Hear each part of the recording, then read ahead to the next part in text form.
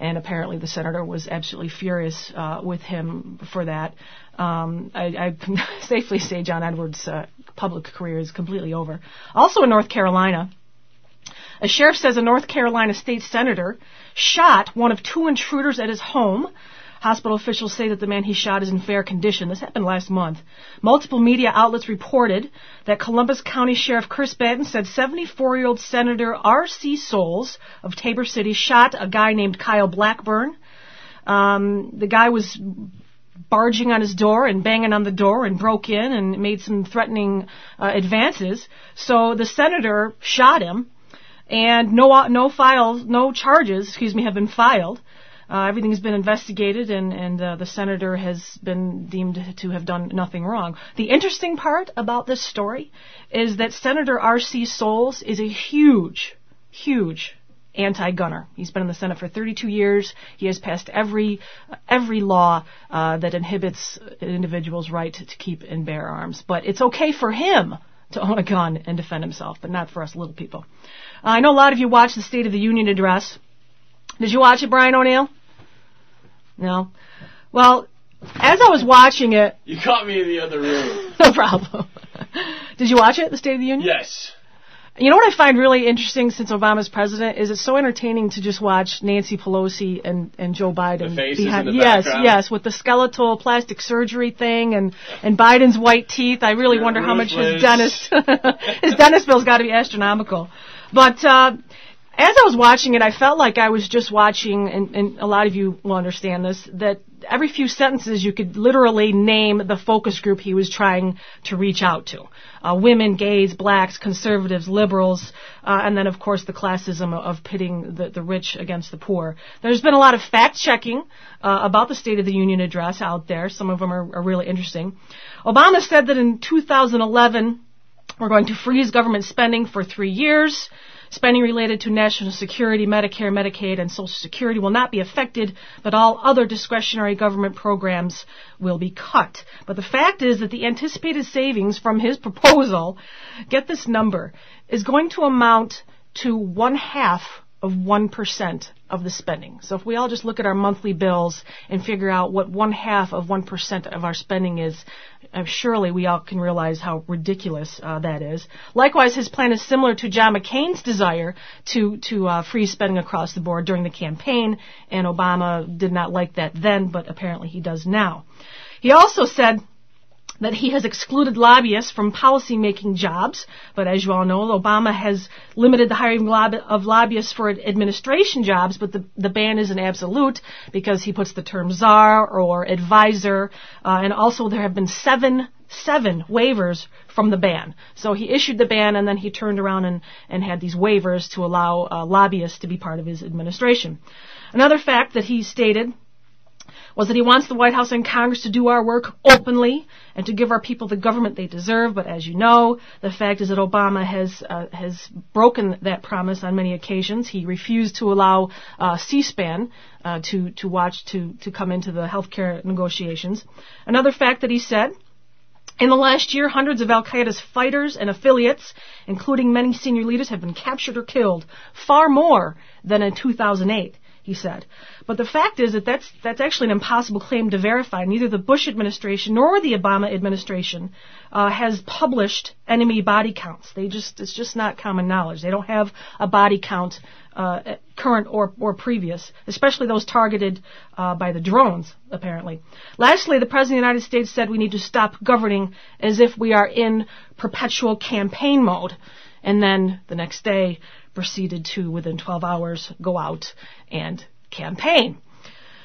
A funny thing I read, posted by a guy named Rich Terzpek from BigJournalism.com. He did a top 10 things that I learned listening to the State of the Union address.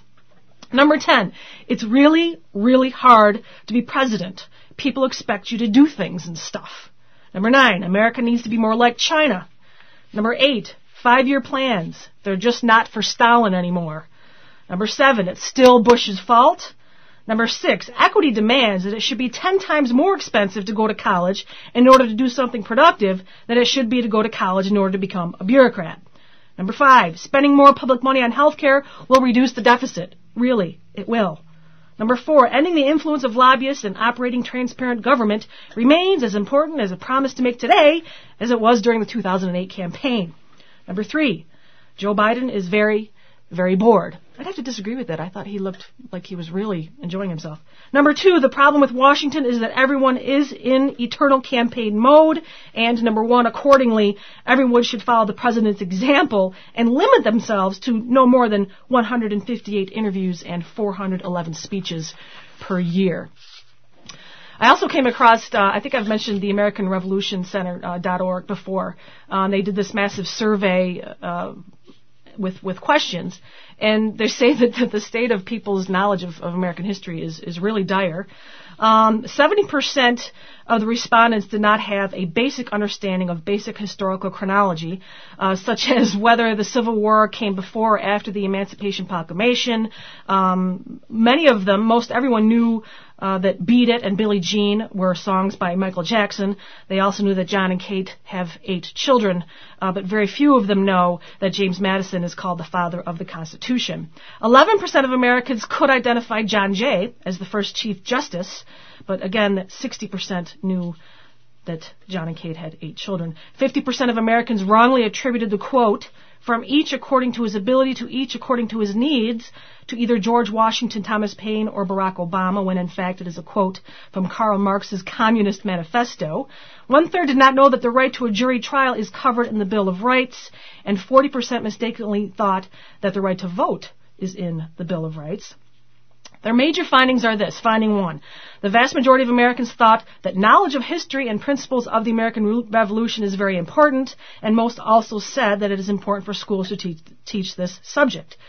Major finding number 2. Most Americans gave themselves high marks on their knowledge of the American Revolution and our founding documents.